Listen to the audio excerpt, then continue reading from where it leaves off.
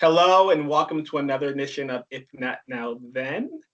If Not Now When, I'm sorry. Happy New Year. We're back. We're just so excited to be back. So welcome to another edition of If Not Now When.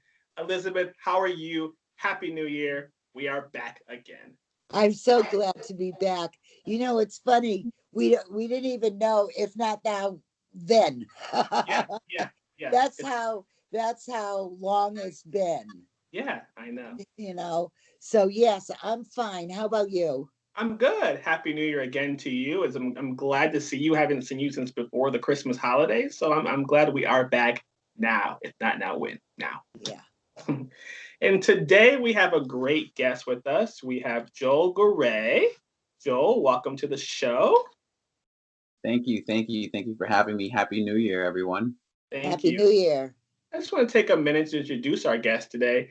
As a real estate professional specializing in Connecticut, Joel Garay has 6 years of full time experience and has doubled his sales annually since 2014. Ooh. Joel is an expert in investment properties. He cares about building long term financial wealth for his clients with a strong belief in relationships over transactions. Joel, welcome to If Not Now, When. How are you? I'm well. I'm well. Happy to be in 2021, let me tell you.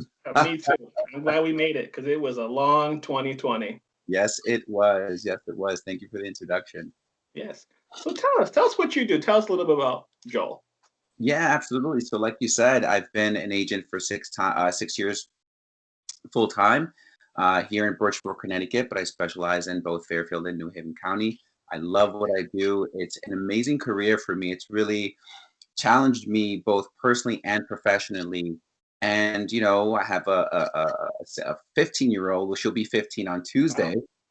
How is that possible? I know, right? I started young, let me tell you. And she's been a driving force, a big motivator in my business, and in everything that I do, in addition to so many other motivators. So I love what I do here.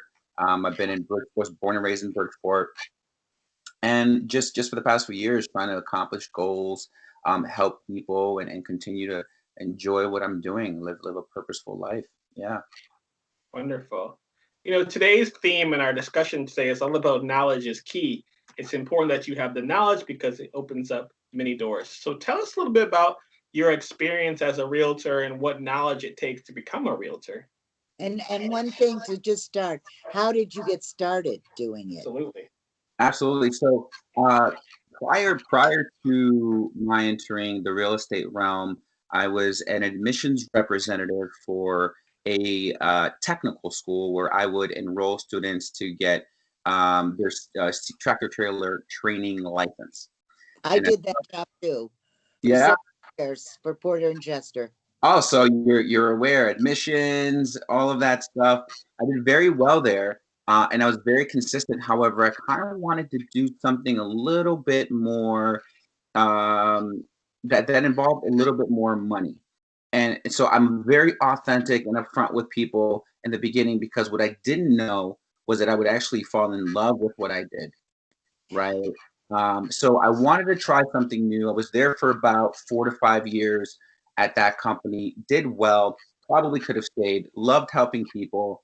I wanted to just, at that age in my, mid 20s or so, I'm 32 now.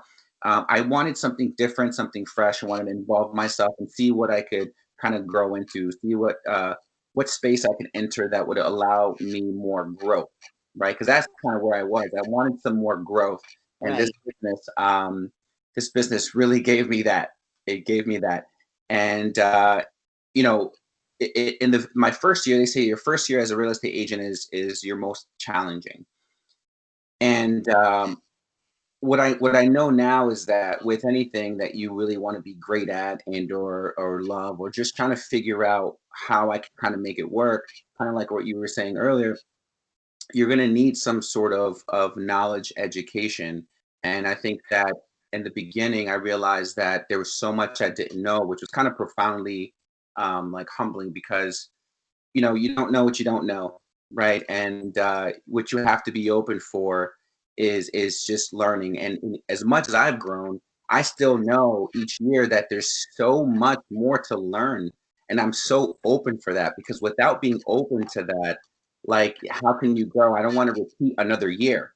And I think a lot of people repeat week after week, month, year after year. And I want to be both helpful in my business, but both helpful in the personal development world. So one of the things I'll say in my first year is that it was very challenging, but I learned very quickly that I had to be um, forever open to learning and growing.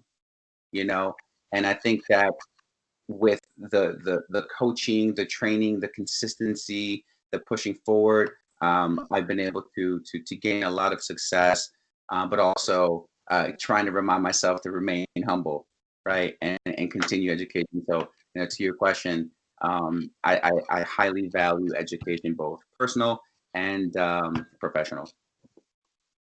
What was it like when you sold your first house? It was a heck of a breakthrough because I'm like, man, I thought real estate was going to be a certain way. Yeah. This is more work than I wanted to do than I thought it was. And it was really cool. It was really cool. I learned quite a bit. I was also very grateful to have a couple of people out of my brokerage to kind of mentor me. And I said, okay, so how can I repeat this? How can I repeat this and do it? And it was a great feeling. And you know what? All the hard work for however many months I worked to get to a completion, I said, wow, bringing a deal to completion and making this workable for everyone, not just myself, stepping outside of myself. Because, in the beginning, a lot of agents are in the first year, we're just so focused on the commission, Yeah. and you get to a point where it's like, this is not about me. Excuse me, guys. Sorry about this. Think that. All right, can you hear me now? Yep. All right. Houses are ready. Houses are ready to be sold. Houses, yeah, man, yeah. But I realized, I realized quickly, I need to have the mindset of everyone, right? So, my first year was a challenge, and one of the things I took pride in was, what could I do better, right? What could I do better? What could I have done better? Almost to like a flaw, right? Because now I have to another thing to work on. I mean, that may not be too hard on myself. Let me be like, you know what? I am enough. Let me continue doing what I can. And as long as I know that I did the best that I could, I can sleep at night. And I will continue to learn and I will continue to grow. And it was so challenging, let me tell you, not to compare myself to these top producing agents. Because I was like, I want that. I want to be that like that. What does it take? And I was like, I knew that it would take time. All right, that's what it would take time, and it would take an intense amount of consistency and action. So it was a great experience, going through my first one, and it was just a matter of, what, how can what did I do? How can I do it better? And year by year, and again, it just takes time. I got better, and I improved, and I just, fell in love with it, and ultimately made it more about other people than just myself. But I think that's the way to just actually be successful, is it because you want to bring people to a house that it shows you listen to them. Hmm. You listen to the fact that they needed 3 bedrooms. You don't bring them to a 1 bedroom house, or like Yeah, on hunters. I know, right? Yeah, no, it's a big deal to really listen, right? Because you get caught up on other focuses. And one of the beautiful things I got out of this, out of a lot of my learning, and a lot of really mainly because of this business too, is stepping outside of the mindset, like where I would use more words like I or me.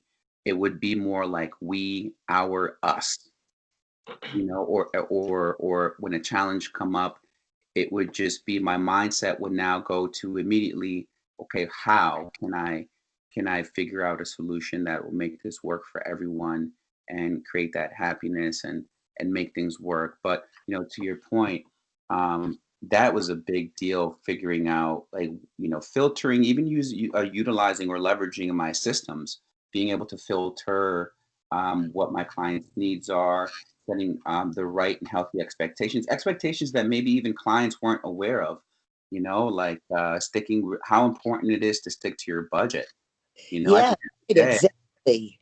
yeah, I can sell you something more and make more money, but this is really aligned with you and in your needs. Because I'll have a consultation and I'll really get out of them what matters to them, and that's what I want to focus on.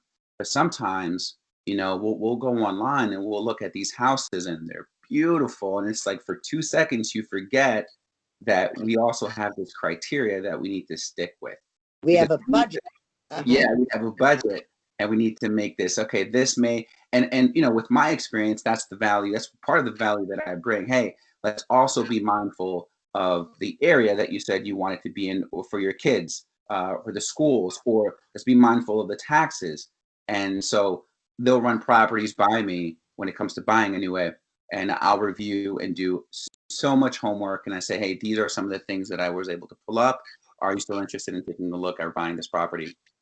Things that maybe my clients could not see. So I felt very good about being insightful for them and really protecting. I'm like very prideful about protecting my people. Mhm. See, to me, that when you said they like this property in this town, and you found out what the taxes are or what the insurance was or something, you gave them the opportunity, you showed them Hmm. that you cared. And Mhm. you said, if this is okay, I'll show you the house. But Yeah, you were mindful that yeah. I'm certain that you are going to be very successful. Mhm. This Thank is you. the way to do it. Thank Yeah, you. and in the sea of realtors, I was picking up some of the things that you were saying. Joel, you're very realistic. Seems like you listen, and those are the two things I picked up. And you're caring. You care about your customers because you use we's instead of I. So Hmm. those are some good things. Are there any other skills or traits that you hold that differ you from other realtors? Because there's so many of them out there. You drive down the road and there's 50 million realtor signs. What are some other ones, other traits that you have that make you different from them? Yeah, well, I mean, very specifically, I think my personality, I try to build a connection and then go off of that. I think I value connection. And one of the things I always say is, I don't have like an office where I have coworkers. So it's not like I can go out with my buddies and or my coworkers and hang out. Really, I have to, build my connection with my clients. I don't want this to be personally. I mean, every client is different, right? Their goals or needs. Some investors are very direct and want this, but I value just in general as a person connection. So I'd love to be able to not allow this just to be a one-time thing, but be like, it's a beautiful thing for me when people refer me very organically or speak highly of me very organically. But I think aside from my personality, and I don't want to get too broad, but I think I bring one of the things I value the most is authenticity, right? But being able to deliver that authenticity or communicate that in a way that's well received or the best that I can well receive it, right? Because you can only do your best sometimes to deliver information, and it's still challenging to hear. And that's one of my biggest challenges in my business today, is kind of aligning um, realistic expectations with the reality of what we need to do or how this business works. And a lot of times I get from both buyers and sellers that they have this perception that it works a certain way, and then when we complete the deal, it's like, I didn't think it was going to be like that. It was a little bit more challenging. But that's another thing I kind of tell myself is I'm also here to make this process as streamlined as possible because it can be challenging. And Shelby, you know how it can be Mhm. sometimes. It can be. It's not Yes, the easiest. absolutely. However, when you get your home and you make it your home, it's like that was a good investment. Yeah, yeah. Because You you're getting people that are really on edge. I Mhm. do sometimes. I handle all kind of. Yeah, because it's very, I just sold my house. It's so hard to sell you. It's so hard. Even if you're home by accident and people walk through your house and they're going, "Oh, I don't like this decor," or "I don't like this," or "I don't like that." Yeah, I finally just said, "Okay, I gotta leave." yeah. And I loved my house. oh no, yeah, no, I can relate. And that's another part of like bringing a good perspective, a different perspective which is why I love working with first time home buyers, especially because it Yeah. reminds me that not everyone knows this. Although I might know this business like a back of my hand, not everyone knows this. So it humbles me and it brings me back to step one and to help people go. And I'm a step by step person. Like one, two, three, we go this way. So it's easy to explain, easy to proceed. But you're right. A lot of people have this perspective sometimes. They can't see past wall colors. They can't see Mhm. past Yeah. a person's Which own like furniture. paint. Yeah, You Yeah. know, like the color you can paint it. exactly. It's not like you're renovating. You're 100%. And I tell my clients when it comes to that, we really want to take a look at, the overall body of the home, the space, the functionality, the location, all of the things that matter for you, and try and visualize. This is why I give a lot of credit to flippers because they have the vision, right? Mhm. Like see a house from what it is to what it can be. It's like, and you see the before and after photos. It's like, and it takes work, right? It's easy to post a before and after photo, but just to have that vision it's crazy. And I've gone to a couple of housewarming parties, and let me tell you, as beautiful as they set it up that day, what it was before, night and day. Oh, I know. I love watching Yeah, those shows too because you can get ideas. 100%. Yeah, yeah. And you could get lost in that. You'll get obsessive, like creating a Pinterest account. Please, I'm obsessed with all house hunting I things. know. I love it too. Joel, Yeah. do you have any funny house stories going into houses that are being so like seeing anything that's like silly or weird or like just anything? Well, I'll say off the top of my head, I've seen some interesting houses. I've seen a lot of older homes where people would just put rugs in the bathroom, uh, Really? or the colors is just the color schemes are it's all over the place. I've seen like all kinds of different rooms, the rooms that were where you can tell were used for very specific purposes. And it's really funny. And I've had tons of stories of interesting deals, man, that have happened over the year. I should probably start writing these stories down because they Yeah, make you should write a book. yeah, they make great. I mean, the most amazing stories, and they're so relatable, especially to other agents. It's like Yeah. stories that are like the things that can happen in real estate. But My yeah, life is a real estate agent. yeah, pretty much. Yeah, and Mhm. it's it can be relatable to buyers too. Oh my God, I went through that. Whether it was a buyer, Yeah. seller, or an agent, or anything like that. There's tons of stuff I could do. Absolutely. Yeah. What do you find the challenges are of housing in a pandemic? Of selling a house or buying a house in a pandemic? Are there challenges? Oh yeah, Uh-huh. it's gotten a little better over time, and it's consistently getting better. I would say one of the biggest challenges is the fear of going out and getting sick. Of course, when it first happened, the market's typically expected to be very good and strong within the first half of the year. Then the next half here in Connecticut, obviously with the weather, people are, weather's getting colder. People are going to school.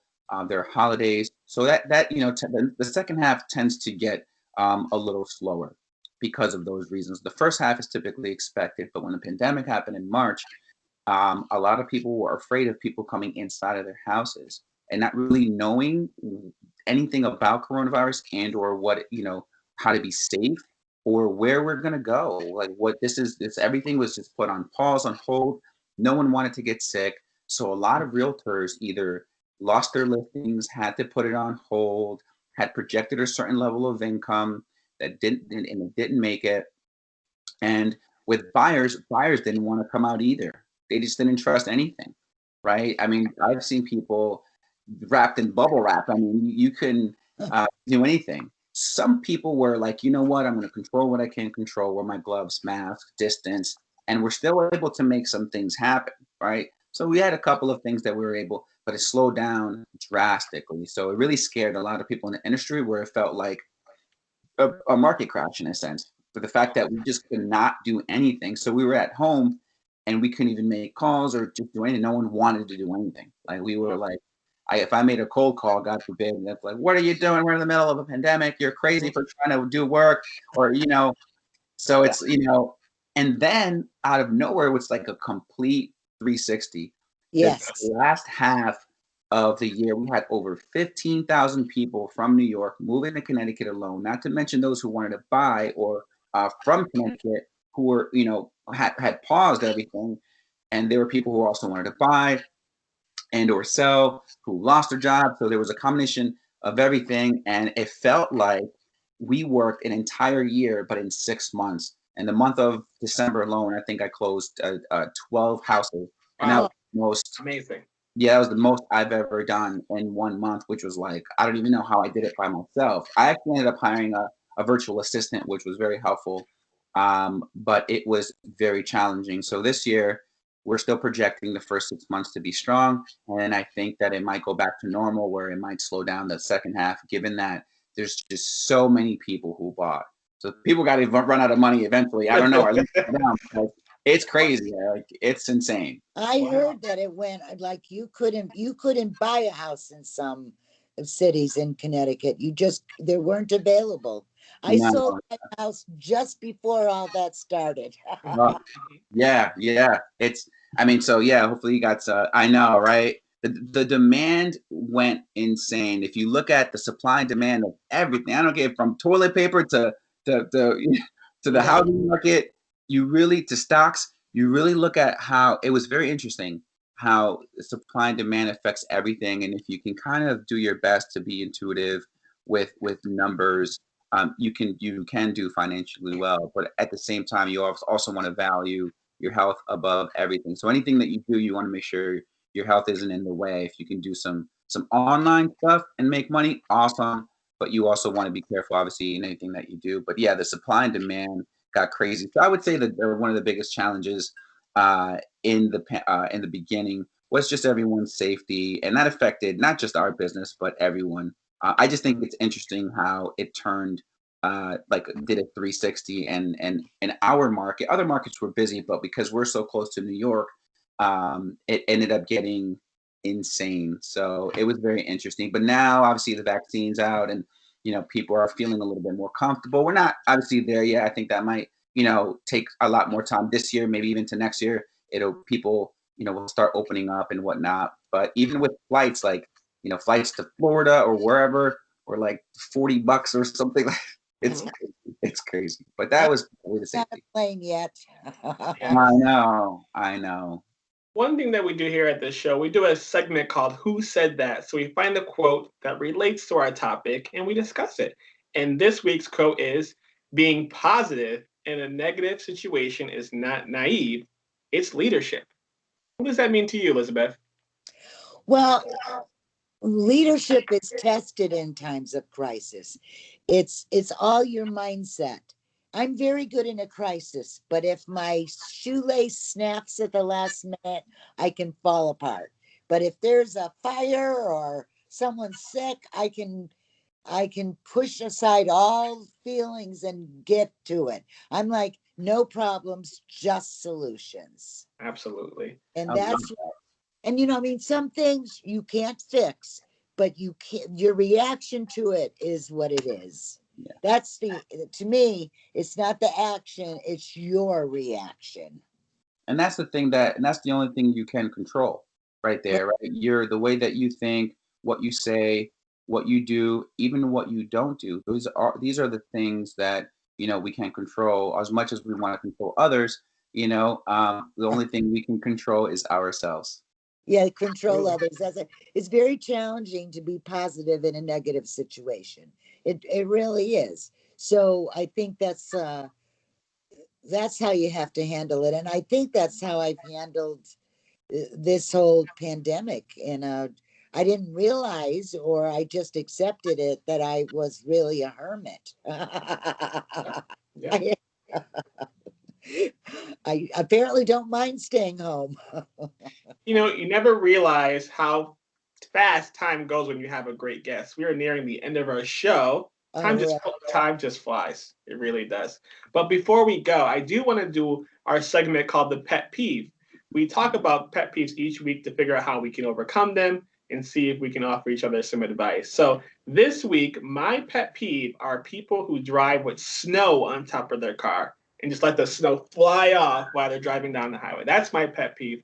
It'll probably just continue to happen throughout the winter season, but I'll find my own calm and I'll get over it. What about you, It's Elizabeth? dangerous though. Yeah. Do you have any pet peeves this week, Elizabeth? A friend of mine is in Florida. They drove Hmm. and they were at the grocery store and they had, they had their mask on. But apparently a lot of people in Florida don't. That Yes. just don't matter. It doesn't matter. Even though now we had 4,000 people today or yesterday die. Hmm. 4,000. Wow. We're doing 3 to 4,000 a day of people dying. And this woman says to my friend who's wearing a mask, like, "Oh, you're one of those." Wow. You know what I mean? If you're not going to wear a mask, you don't care. Please. I mean, I've known people healthy as oxes who have gotten this disease, and my brother is as healthy as an ox, and he's strong, and he got that in April, and he still suffers. Wow. So my pet peeve is people who do not take this seriously. Absolutely. Mm. So, what about you? Do you have any pet peeves? Oh man.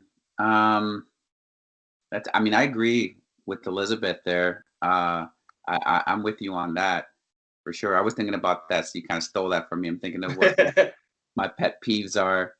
Um, let's see here. It's kind of challenging. I think. It's okay I if mean, you don't have one. That's Yeah, a good that's good. thing. I'll bring one up very quickly. Yeah. Mhm. It's just maybe minor or whatever, but it happened to me. It happens to me. Maybe it's just me. I don't know, quite frequently, but I drive a fair amount, Yeah. and people who drive with their high beams on, Yeah, you that's know? annoying. And it's like I'm behind them, and I'm always like moving out of their way, but it's like I don't know if they notice that that could be blinding. It's Yeah. annoying. It And can be blinding. You know what I do generally if I'm not on the highway, of course? I will just I'll just make a right hand turn or a left hand turn and they can go ahead of me. I don't wa- I can take the 3 minutes out of my life to yeah. get over them. I don't need to be aggravated. Well, and it's funny that you say that because I end up turning into this person in the car that's like, oh, you people, I'm Yeah, always like, and I'm like, I don't want to like be like that. You know what I mean? And I noticed that happen. And I was like, I'm just gonna move out of my way. Hopefully maybe I'll flick a light to let them know. But if I flick a light, it's like I'm in my head about, oh, they're gonna just, you know, be do some road rage on me. But one yeah. of the things, There's the problem right there. You uh, don't know yeah. how enraged people can get. Exactly. Yeah. Well, it was funny because that happened to me yesterday, and I thought to myself very quickly, it kind of aligned with one of the things that I'm working on. And I'm always consistent, right? So consistent with trying to figure out what I can work on and stay consistent with that. And I said to myself, I don't want to like, as much as I wanted to turn the high beams on this person, I was like, I don't want to do bad things or malicious things because other people are doing them to me. I'm tired of giving an excuse to call someone a bad name because they called me a bad name, or do something to them because they did it to me. I'm in control of me, and I need to be committed to who I'm saying I'm being, and not justify when it's so easy to do. Just justify and say, well, I'm going to talk to you or treat you this way because you're doing it, instead of realizing that, listen, if I do something or say something, when I think about it, I'm responsible for me and I'm going to have to apologize. I will not engage. Yeah, exactly. I And don't that's kind of engage. what I'm practicing more. Wonderful. I Yeah. mean, I have said things like "shame on you" and walked away. Yeah.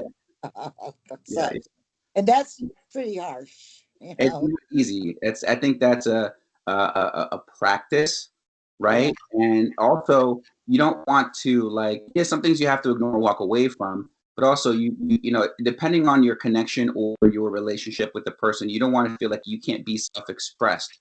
So I, sometimes revisiting the conversation when you're in your head more calm and can say, "Hey, can I speak with you?" would be a better approach. So that entire process is what I'm always practicing. And when that happened to me yesterday, I was like, it reminded me of the very thing I'm trying to repeat to myself and work on, which is awesome.